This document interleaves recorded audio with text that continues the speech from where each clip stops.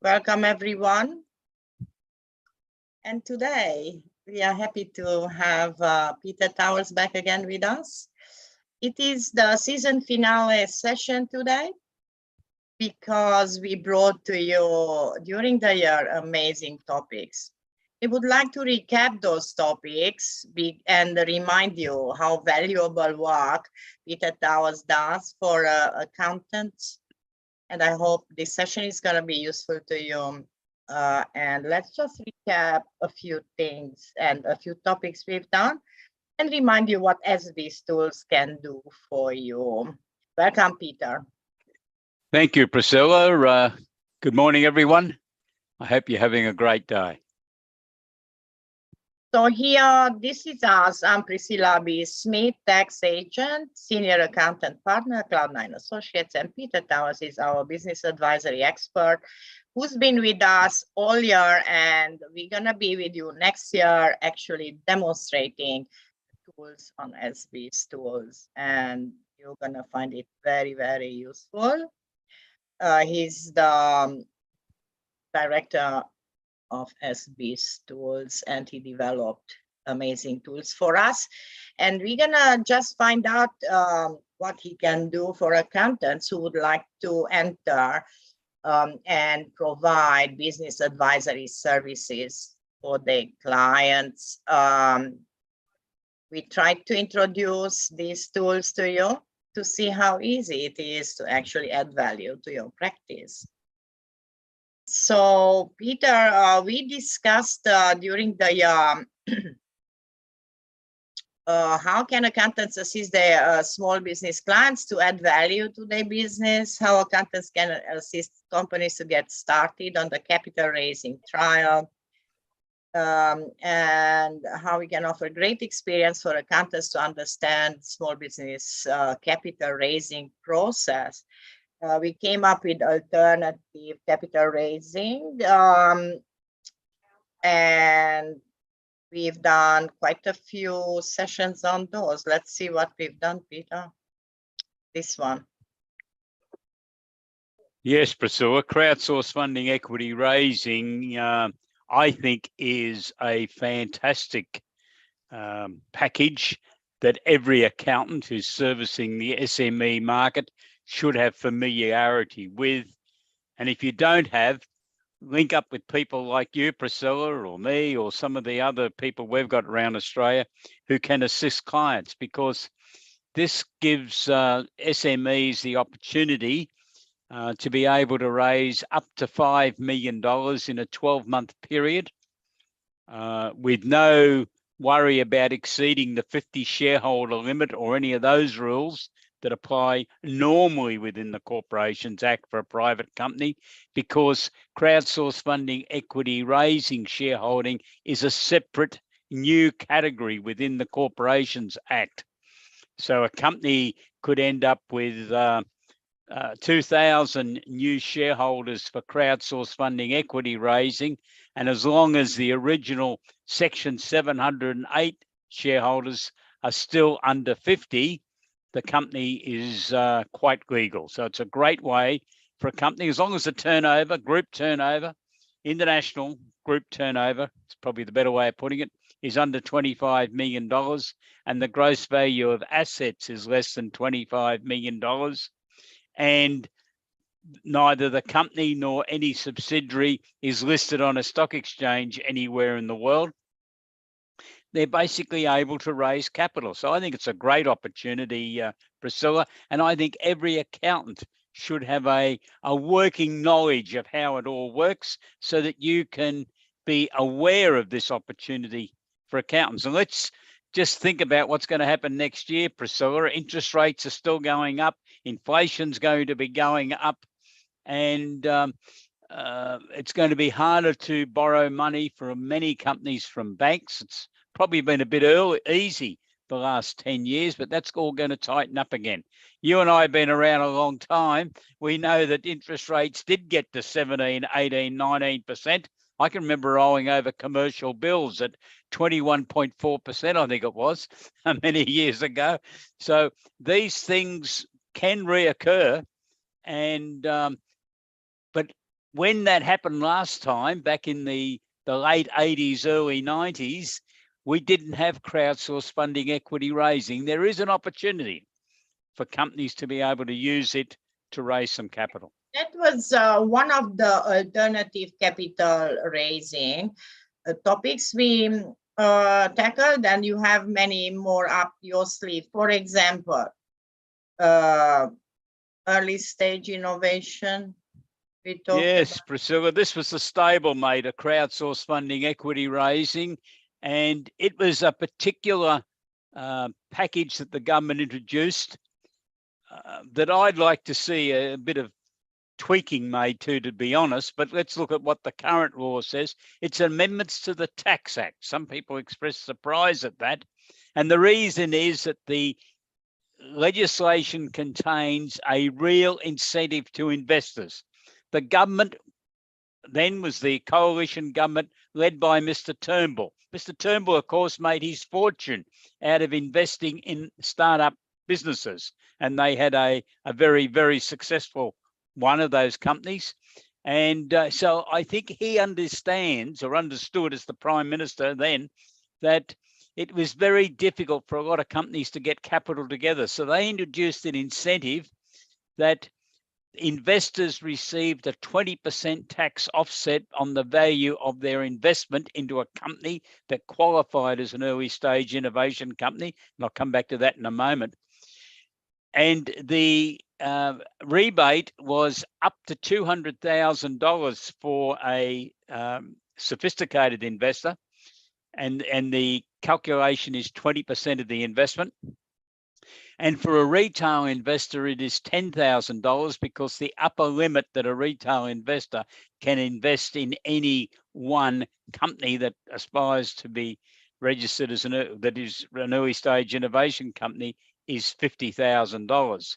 So that's the first big benefit. They get a tax offset.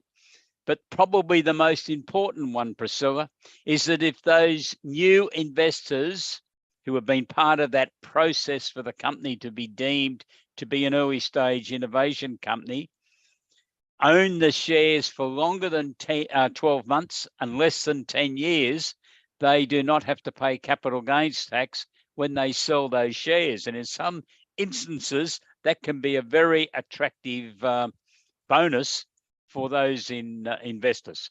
So that's the real benefits. And they're the only ones that I can think of that occur in Australia in our legislation. And they are both taxation benefits, and that's why the legislation was put through as being amendments to the Tax Act. And is a good opportunity for accountants?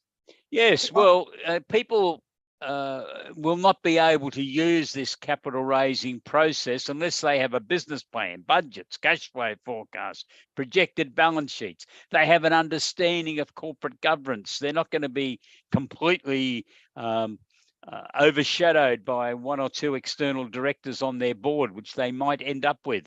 And that's very beneficial for these companies. They've got to realize that you will really benefit if you've got a sophisticated investor, one or two of them sitting on your board, because these people have been around the block a few times. They know how businesses are supposed to operate.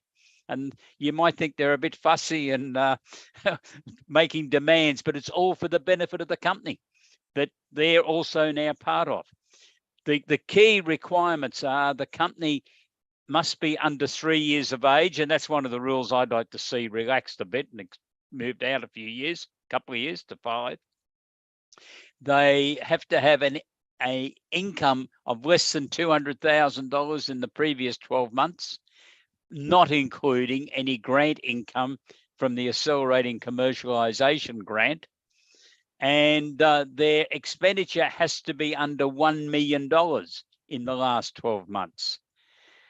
So you can see from that, Priscilla, that this is a very narrow definition. The government is trying to assist startups, people who have been involved in research and development or trying to get a new product or service or process up and away.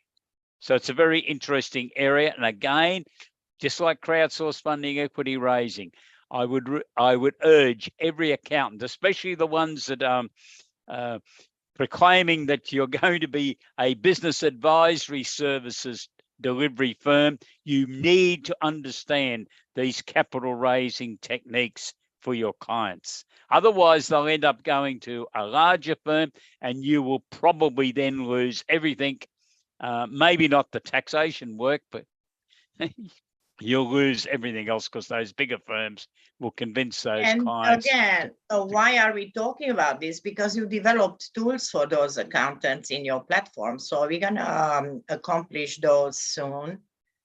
And so we also tackle the research and development. R&D is also a huge area, I think, for smaller accounting firms to get involved in. And I know a lot of you, if you are a small practitioner, are a bit apprehensive about research and development. There's no need to be apprehensive. I'm definitely not a scientist or an engineer, which some people have told me over the years. That's what you've got to be to give research and development advice. That's not right. The client's got to have the understanding of what the law, but you're going to guide the client.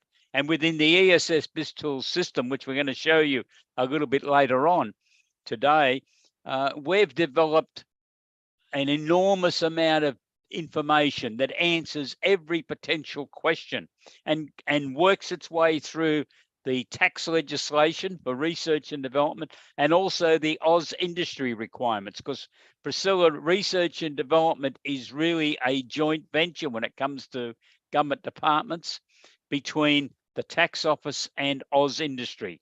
The tax office worry about the expenditure side of things and whether it's legitimate expenditure.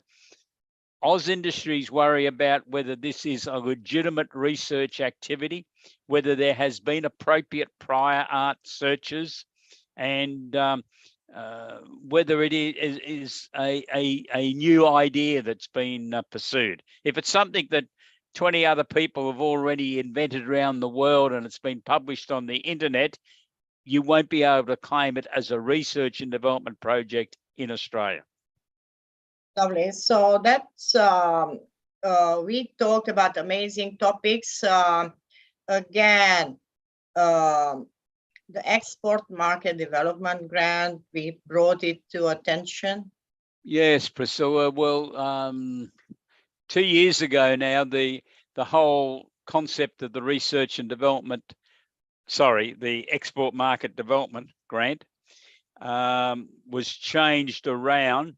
Some of your listeners, Priscilla, are probably aware that for the previous 15 years, the Export Market Development Grant was based on your client of any type of entity. It definitely doesn't have to just be a company. It could be a sole trader, a partnership, a trust, anything. Had to go out and spend the money on export promotional type activities, and there's 13 key categories in the legislation. And if they'd spent more than $20,000 on those activities in a year, they could look to try to claim the Export Market Development Grant. Now, that's how it used to operate. That all got changed. And I think rightly so. It was brought into line with how most of the other federal government grant programs work. You submit an application beforehand now. You tell Austrade. I tell other people not to get those two departments mixed up, and then I did it. My apologies. You tell Austrade in the application form what you are going to spend the money on. So there's a degree of certainty now. Now, it's taken a couple of years to properly implement this, but now the business will know virtually at the start of the financial year what's been approved. And the approval levels depend on how long you've been doing exporting activities, but it's quite good. And it covers anyone who is wanting to export products or services. So a legal firm who's wanting to develop skills in Vietnam could claim export market development. It applies to exports to all countries except New Zealand and Iran and one other, and Russia. That's the other. And it's a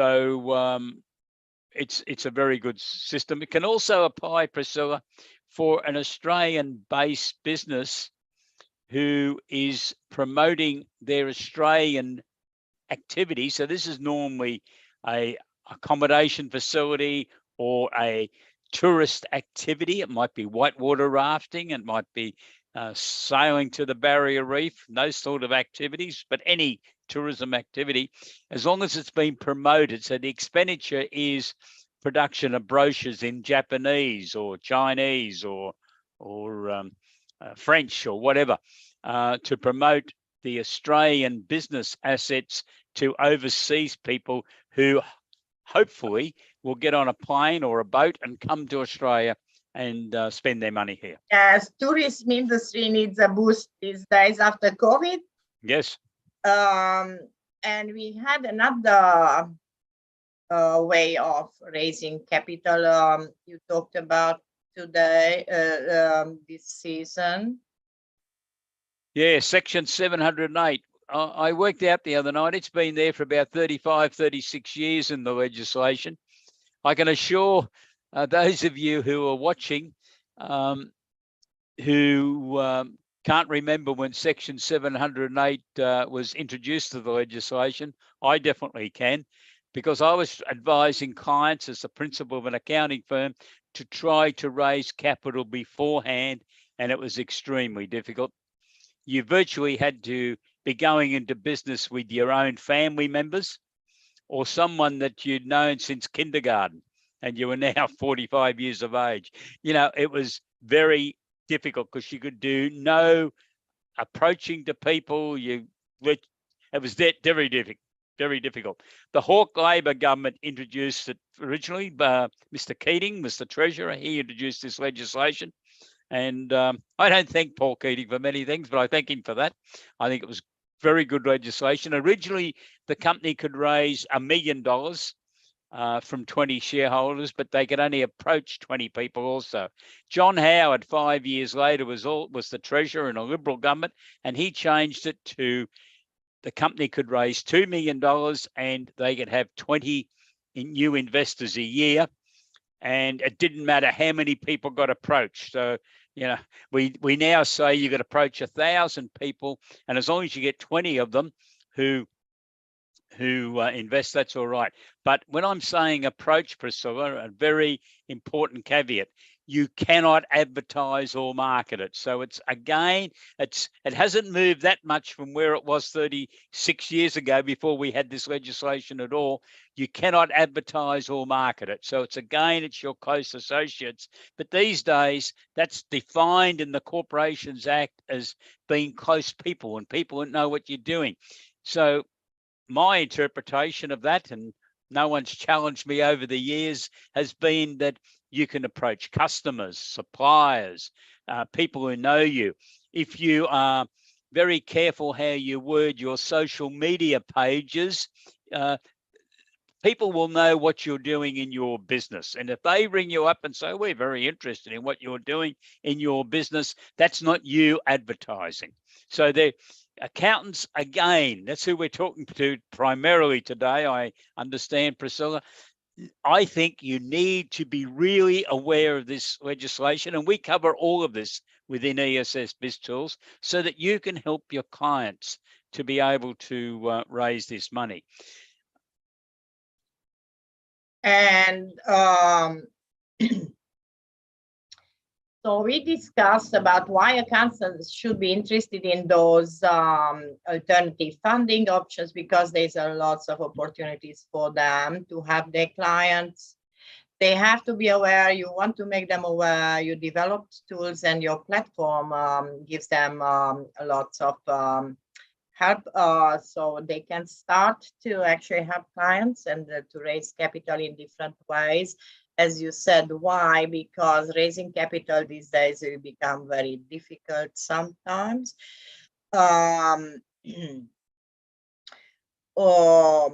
Why do accountants have a responsibility to assess the small business? Because we do have a duty of care. We would like our small business to thrive. And so you are helping us accountants to actually be able to do this without being a scientist or, yeah? Yes, Priscilla, I think I was made aware a couple of weeks ago, or a bit longer than that. We wrote an article talking about the storyteller role. Are you going to be the storyteller? I think was the article in Accountant's Minute, which is our weekly communication to the accounting industry that we published about just looking at the number. It was number 331, and we're currently up to 340, I think, or 344. So it was 12 weeks ago. And I think the storyteller is an interesting way to look at it. Steve Jobs in 1994 made a comment: the storyteller sets the vision, the values, and the agenda for an entire generation yet to come. I'd like accountants to think about that. I think that's your role. You've got to, this is where budgeting and cash flows and projected balance sheets are so important. And we've said a lot about that in the last 3 months in ESS BizTools. But it's part of the challenge of you having an understanding of what's going to happen in the future, so that you can then be the storyteller to the client, to explain to them how all this fits together, to show them what the end results are going to be of decisions they're making today.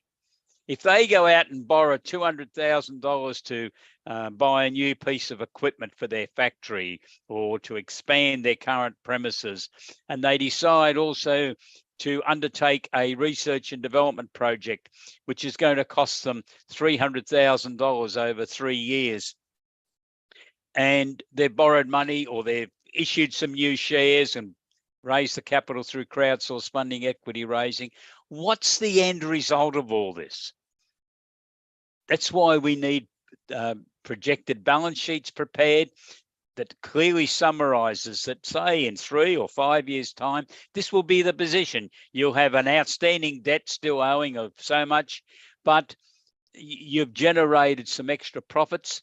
And also, one of the other key jobs I think accountants have got to be looking at, Priscilla, is regular valuation reviews of the client.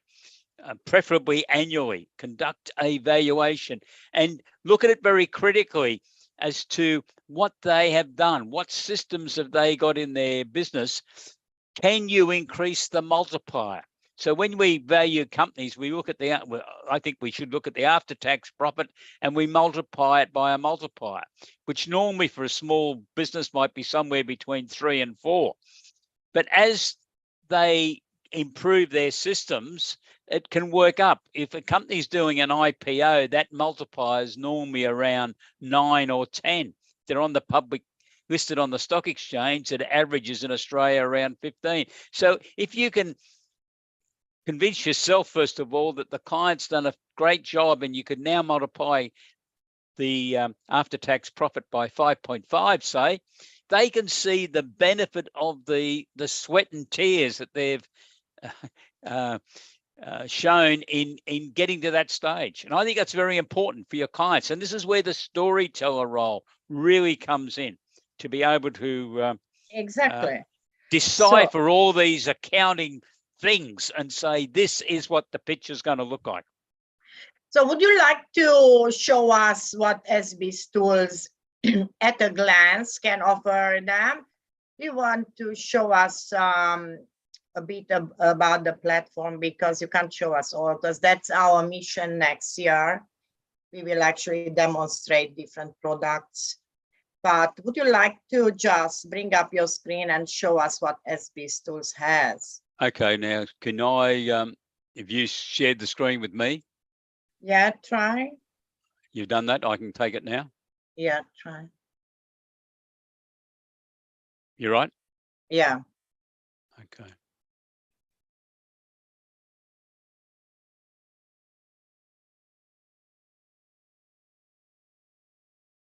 So till No, that's not working.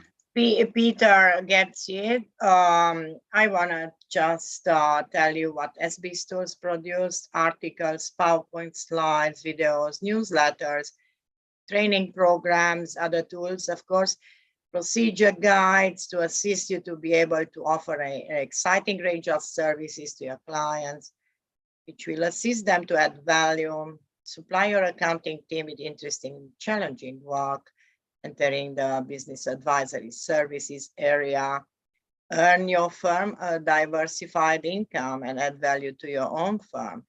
So this is what SBStools has produced. And the moment Peter is ready, he'll share the screen with us. Can you? Okay, can you see my other screen now? No, just Oh, bring it okay. up, please. I thought I had. Let's see what we have. Oh, I don't know. Is that shared now? No, No, it's not sharing.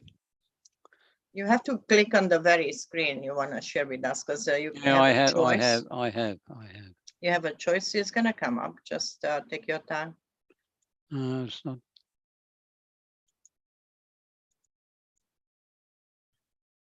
Is it there now? No, it doesn't look like. Let's see if I stop sharing mine. And now, yes, we got it. You got it now? Yep. Okay. So welcome to the ESS BizTools overview. What I'm showing you now here in the where it says financial forecasting package, and it's indicating that I've subscribed to that package. We have three main packages. We've got the financial forecasting package, which includes every product that ESS BizTools produces, and I'll give you an overview of those in a moment. We have the advanced package, which also includes everything that we have developed. And we have the starter package, which includes about a third of what's in the advanced package. So it's there for. Show us what the starter package offers.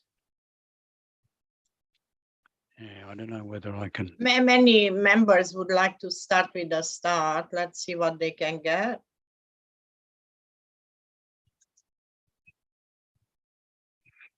Yeah.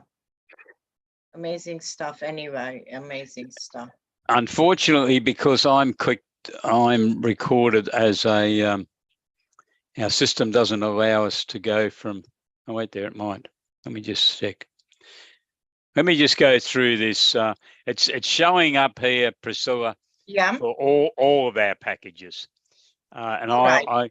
Okay, so the starter package has some material on budgets and cash flow forecasts. Every one of our packages has the business advisory services training.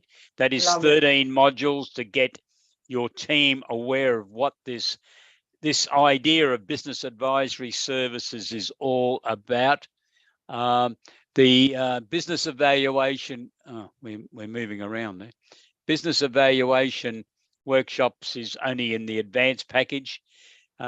Business health checks is in the starter package. It's looking at key performance indicators, and we have a setup. We've pre-prepared templates for 6 industries. Business planning's only in the advanced package. Business Plus is our monthly newsletter, and I'll show you one of those in a minute. Every subscribing firm gets access to that. You badge it with your own name and send it to your clients. Buying a business is very important for people starting businesses, so that's definitely in the starter package. Cash flow management is only in the advanced. Chief Financial Officer is in the advanced.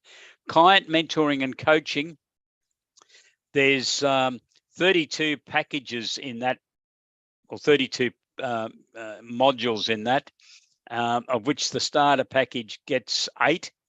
So what that is material you can send out to your clients. It goes into some detail. It's really explaining what the services are that you can provide to them, because this is part of the problem. Accountants have to demystify the jargon. clients don't understand what you're talking about. Some will nod and say yes, but a lot will just say, I don't understand it, so I'm not going to even try to. This will help you to demystify the material that's contained within there. Client seminars, it's the same thing. We have about 30 of them pre-prepared. The starter package gets 10 of them. So they're seminars that you can send out like we're doing today as webinars, and you could present them to your clients and your prospects, and it helps communicate to people that you know what you're talking about. Crowdsource funding, we've talked about. There's an overview of crowdsource funding in the starter package. Debtors management, very important, and it's in every package because debtors is one of the biggest problems small businesses got. There's the early stage innovation company. I'm going to show you that in a moment. ESS papers, we've got about 580 papers on all sorts of subjects, 67 different subject headings, and I might show you that in a moment if we have time, Priscilla. Yeah. Papers, because the idea is our subscribers are able to badge them and send to the client. So the clients come in today. In fact, a very experienced accountant has always said to me, the best paper you got's the one on discretionary trusts, of all things. And he said, I've tried to explain for years to clients how a discretionary trust works, and they get totally mixed up between settlors and beneficiaries and everything else. I just drag out your chart now and show them, and off they go, they're happy. And the real benefit of the papers is the client can take it away. They got something to read. They can go home and write on it. They can write some questions. They can show their spouse or their partners in the firm. It's very important, I think, that we give clients bits of paper. Now, some of our articles might have 20 pages in them. Some are up to 45, but the clients then, if they try to absorb all that while you were talking to them, they won't get a fraction of what's contained in these articles. This way they can take it away. Because at the end of the day, I'm very conscious, Priscilla, that it's the client who's paying the bills. And we need to have them, that they understand what we're doing. So the papers are important. Biz grants are very important. We've got papers on grants within the starter package. We do have a grant finder, but that's part of the advanced package. There's hundreds of grants in Australia from the federal and the state and the territory governments. I think every accountant should have a working knowledge of how the grants work, and we will keep you up to date with all the new grants. Personal Property Securities Register. I don't like that legislation, but it's there for a purpose. People can go broke through misunderstanding that legislation. And again, I think it's part of the risk management that we should be making our clients aware of. So we have some mentoring, and you can see what's happening here because that's showing we're not subscribed to that. I'm not quite sure. Oh yeah, Plan Guru. That's the software package which we've linked up with, which will prepare the budgets, cash flows, and projected balance sheets. It's not part of the advanced package, but it is part of the financial forecast package that we're selling. Research and development, we're going to show you that actually in a moment. Selling a business is part of the starter package. The debtors systems manual is part of the starter package. The SME needs analysis is definitely involved in the starter and the other packages. I think it's the most important document we've produced, and we might have a look at that in a moment, because it gives you some questions to put to the client to find out what's worrying them. What would they like you to do? Accountants have to appreciate that many of your clients think all you can do is taxation. Think about that. They think that you are a tax expert, or they know that, but some of them and some accountants have told them over the years, you only do tax. Now, I think that's a very dangerous position at present in Australia. Just look at the Tax Commissioner's warning. What we are promising our followers is that next season, when we come in, we're going to enter every subject and everything you tackled in here and tools you developed for us. We're going to go one by one and demonstrate it to our followers next season. This is a very good overview. We needed to see what you have for us. And so more details in next season, we're going to go through each one, and Peter is going to demonstrate it to you. It is invaluable information. You're not going to believe what you find in the, and this is a lifetime work of Peter's, and he's dedicated to bring this to us accountants to help us. Okay, so Priscilla, what I've done, I've gone on to the Business Plus newsletter, which should be coming up now. Yeah, let's see the newsletter. This is for... So they can badge it with their own logo, and this is invaluable because you don't have to spend time to build a newsletter. Peter does that for us. You don't want that one. We will demonstrate next. Okay, season, so here's the Business Plus newsletter. Now, this is the one that went out. Yeah, so they can badge it with their own logo.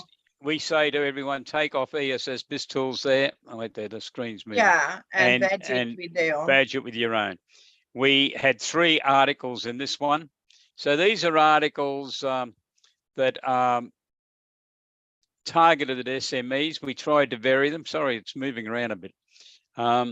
Selling a business requires a plan. This is to help clients that are selling businesses. So what you would do, I don't know what's causing that. You would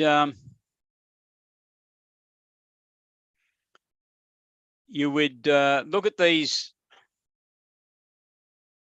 topics before you send this to your client. I don't know what's making it move around all the time. I'll try that.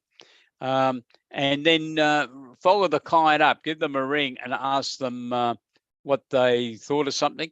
The next one is retail businesses requires a mix of products and markups to achieve a profit target. In the previous month's edition, we had an article on tradie charge out rates. This one is looking at, let me just see if I can do this some other way to stop it moving. Oh, something's wrong. But I hope everyone gets the idea. This is a newsletter that you can send to your clients, and the whole idea of it, though, is that you would then ring your client and do a follow-up with them and see what they want. So we're explaining there the difference within a stock matrix. What are the margins, high and low, and sales volume, high and low, and where do stocks fit? And businesses need to understand this. We'd all love to just be selling stars in a shop, but it doesn't work that way. Which in a star is obviously high volume and high margins. You end up with a lot of these low ones. So my apologies. Amazing articles would take hours and hours for accountants to build. You already have it available for them. And this is just a minimal tool you offer. We will go through each one. It is invaluable, the work you've done for us. And so this is just a preview of what accountants who follow us, they're going to get next year. Next season, we're going to come up with details on each one. Peter is very dedicated building all these tools for us, and you're going to see the value you're going to get from it. So we are here, and we're going to be here for you. We had a preview of the platform. You had a small taste of it, but we will be back with details. And so as Peter is dedicated, I am even dedicated to actually bring it to you. Here there's ways of reaching out to us. Also, Peter is generous with his time. He does offer demo sessions. He does offer discussions. Let's to discuss accountants firm's vision and how he can help you. I am also generous with my time, and you can also reach out to me. You can further apply a code to get a 10% discount on the prices advertised in the, but Peter is gonna have specials coming up next year on his packages. So this is how you can reach us. And it was a privilege to have you, Peter, today. Next season, we are starting early February.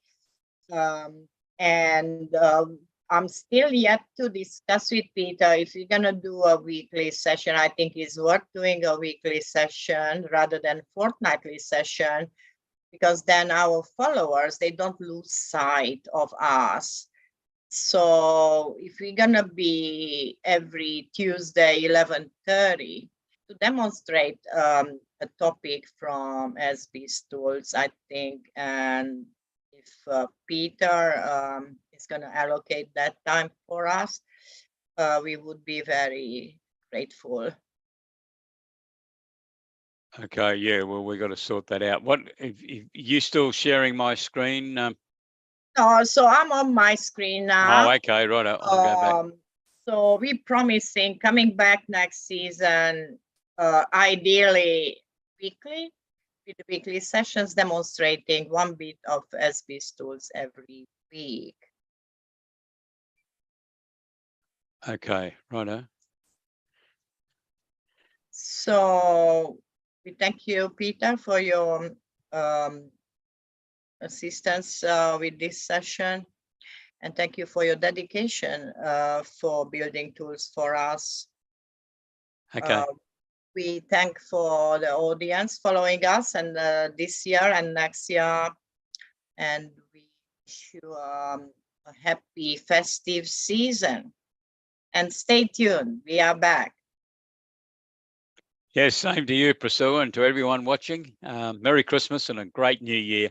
And I look forward to working with you. We do appreciate your time, Peter, as always. It is invaluable. Thank you. Thanks, Peter. Goodbye.